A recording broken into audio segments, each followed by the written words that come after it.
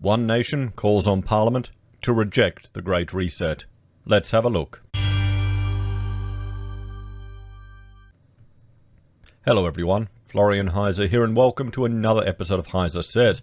Grab your stein of coffee because one nation has released a media release in which they are calling on Parliament or on government to reject the Great Reset. Now, what is the Great Reset, I hear you ask?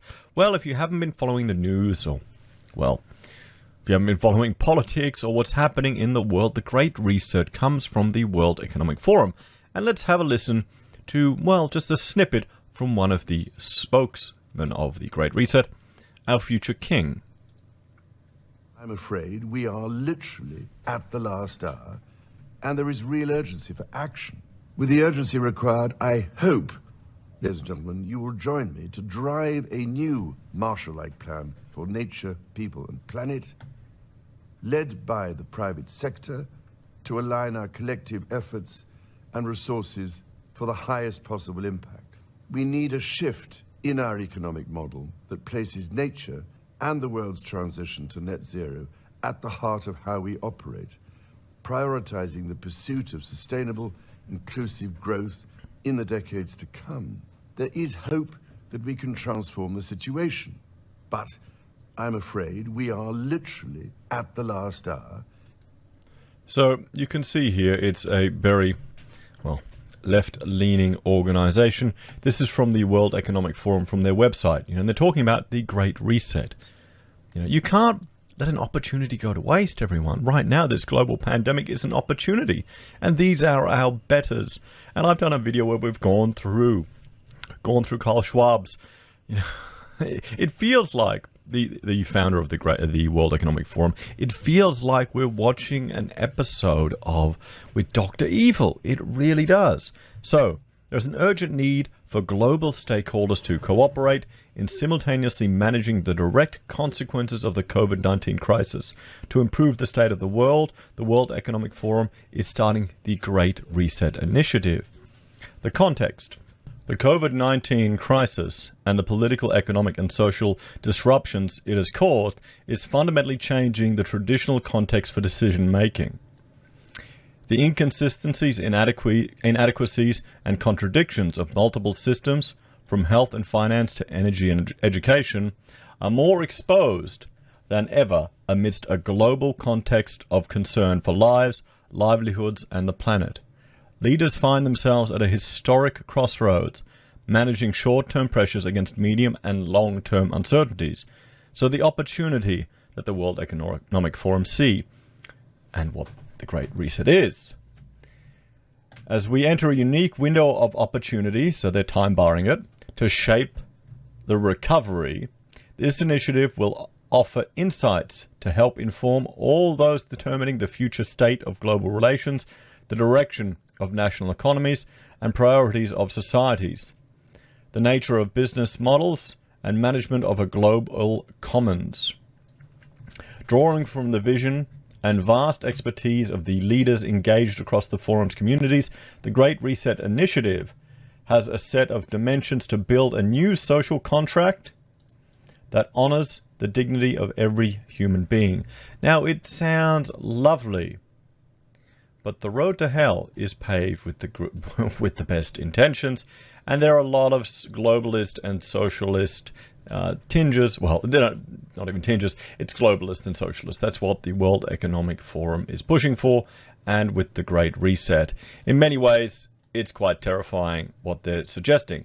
And I will link to the hour-long live stream where we went through the announcement and footage coming out of Davos for you all to look at. But let's jump back here and see what one nation is calling on. And this is from Senator Pauline Hanson. Wait, up here. So, One Nation leader, Pauline Hanson, has warned of devastating consequences if Australia adopts the World Economic Forum's plan for a Great Reset across the globe. The World Economic Forum is urging a revamp of all aspects of our societies and economies in response to the COVID-19 recession in the areas of education, social contracts, and working conditions. To use the pandemic as an excuse to overturn lives, push control agendas, and meddle in social systems in countries across the world is totally unacceptable, Senator Hansen said. This so-called reset is absolute rubbish, and we should make a stand to play no part in it to protect Australians and our way of life. In a motion to the Senate, Senator Hansen will ask the Parliament to note that adopting the policies would devastate the economic well-being and individual freedoms of Australians. Senator Hansen's motion also asked the Senate to vote on whether the Australian government should boycott all World Economic Forum events in protest over the Great Reset agenda. Seemed like some pretty good suggestions coming here out of One Nation. I find more and more people, once they actually engage with and learn about the policies and suggestions that One Nation are putting forward directly and not through the filter of the media, kind of go, they go, I was taught to hate One Nation, but I quite like these policies that they're putting forward. What's going on?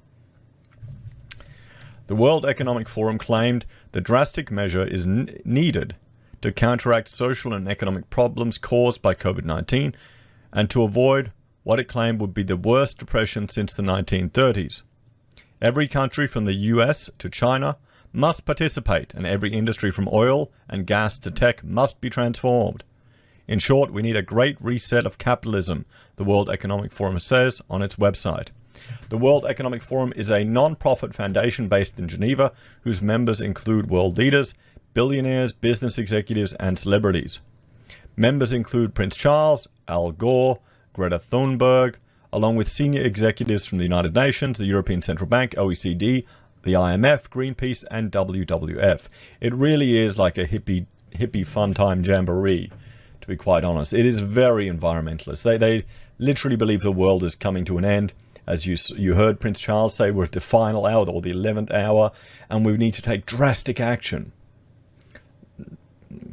I'd see that as an ideology clouding rational thought. That's the danger that we have coming out of here. And this is going to potentially have consequences on all of our lives, everyone.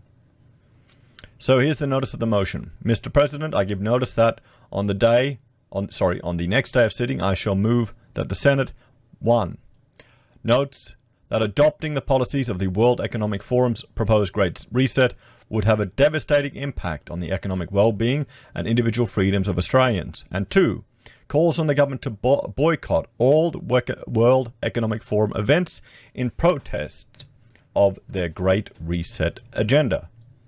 So, I mean, here you can see the value in having a minor party in the Senate to draw attention to these type of issues. You've got to remember, there may be some people, the first they hear about the Great Reset or the World Economic Forum is a reference to Pauline Hanson's motion in the Senate. Just think about that. And then that might say, wait, what's going on here? What are these people deciding for us? This sounds like a conspiracy theory, because it really does when you look at it all and drive through all this stuff. There you go, everyone. So what do you think? Does this change your perspective on One Nation? Do you think it's a good call? How do you think our other senators will respond? Let me know your thoughts and opinions in the comments down below. Please like, share, and subscribe to the channel. If you're a fan and want to support the content I create here, there are a few ways you can. You can join us on YouTube or Patreon. You can support us using our affiliate links at Amazon, eBay, Independent Reserve, or Kucoin. You can buy a merch from HeiseSays. You can use Gold Pass from the Perth Mint or support us via PayPal. Take care, everyone. Have a great day. I'll see you in the next episode.